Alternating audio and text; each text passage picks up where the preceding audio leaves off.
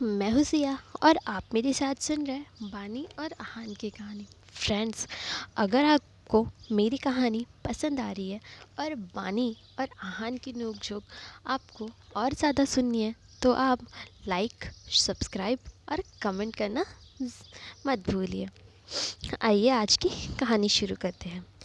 जैसे ही वो door open करने जाने ही वाली थी, उसने अंदर से कुछ आवाज़ें सुनी। उसने सुना कि कुछ लोग अंदर से बातें कर रहे हैं। मॉम, ये ट्राई कीजिए, केक टेस्टी है और पेस्ट्रीज़ भी काफ़ी टेस्टी है। रिया किससे बात कर रही थी? क्या वो जूली से बात कर रही है? रिया अपनी बेशर्म माँ को यहाँ क्यों लेकर आई है? बानी को अजीब लगा, इसीलिए उसे जल्दी से इंटर नहीं किया। वहीं रुककर उनकी बातें सुनती रही। जूली ने पेस्ट्री का पीस उठाया और कहा, यह सच में अच्छा है, तुम भी ट्राई करो, मैं कर लूँगी।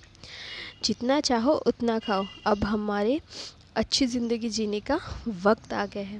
डैड मान गए हैं उनके साथ हमें रखने के लिए। मैं आपको आज से रोज़ यहाँ लेकर आऊँगी, अगर आपको यहाँ पसंद आना हो तो। चिंता मत कीजिए। यू आर राइट, अब मेरी बारी है नोबल लाइफ जीने की। पहले मैं नंदिनी माथुर से बहुत जेलस होती थी।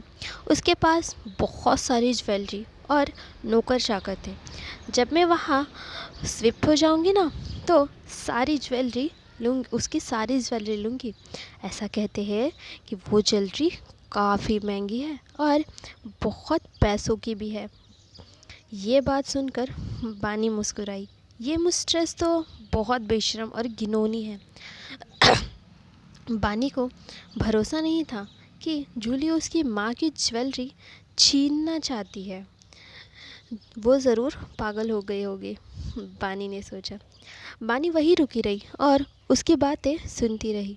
जूली ने कहा, यू आर राइट, अपने पापा से कहो कि नंदिनी की सारी ज्वेलरी वो मुझे दे, फिर बानी के पास कुछ भी नहीं बचेगा और उसे कुछ मिलेगा भी नहीं।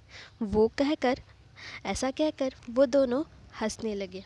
परफेक्ट, हमारी सारी तकलीफ़ों का बदला ऐसे ही चुक जाएगा।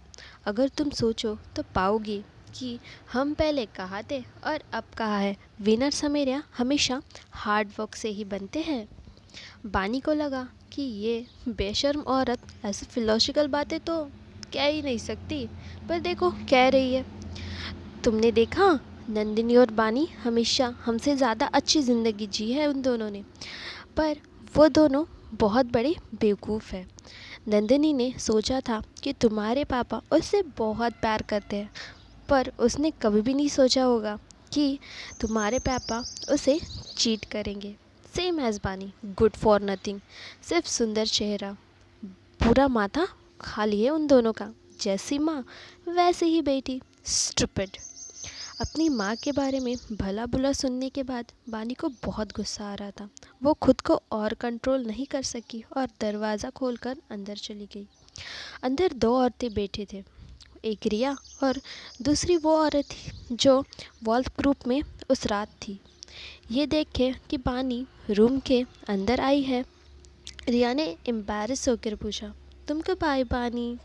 बस अभी अभी, बानी मुस्कुराई और जूली को देखा। अगर ये यहाँ नहीं आती तो मुझे कभी पता ही नहीं चलता कि तुम दोनों क्या करने वाले हो। बेशर्म औरत, तुम दोनों की हिम्मत कैसे हुई मेरी माँ के बारे में बुरा भला कहने की? खुद को समझते क्या हो तुम? पानी, तुम ये क्या कर रही हो? रिया ने गुस्से में कहा। ज़्यादा भोली मत बनो, तुम खुद से क्यों नहीं पूछती? मेरे पीठ पीछे ऐसे घिनौने प्लान करते हुए तुम्हें शर्म नहीं आ रही? मैं कुछ नहीं कर सकती हूँ, मैंने कुछ भी नहीं कहा, तुम ऐसे ही फालतू बकवास कर रही हो।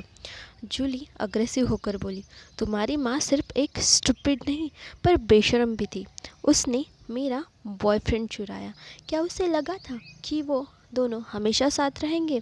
सबको अपने किए हुए कर्मों का फल मिलता ही है। देखो, भगवान ने उसे सज़ा दे ही दी और उसे अपने पास बुला लिया। बानी ने सोचा नहीं था कि जूली उसके सामने उसकी माँ पर इतने इल्ज़ाम लगाएगी। जूली के शब्द बहुत घिनौने और दर्दनाक थे। बानी को बहुत अपने माँ के लिए बहुत दर्द महसूस हुआ। बिना कुछ सोचे गुस्से में बानी उसके और गई और उसे धीरे से पुश किया। अपना मुंह बंद करो, मेरी माँ के बारे में ऐसा नहीं कह सकती हो तुम, बेशर्म औरत कही की। जो जैसे ही उसके हाथ बानी जूली को जाकर लगे, जूली किसी कांच की गुड़िया की तरह नीचे गिर गई। किसी ने सोचा नहीं था कि जूली टी टेबल पर गिरेगी। वो ज़ोर से चिल्लाई। बानी बहुत डर गई जब उसने जूली के सिर से खून गिरते हुए देखा।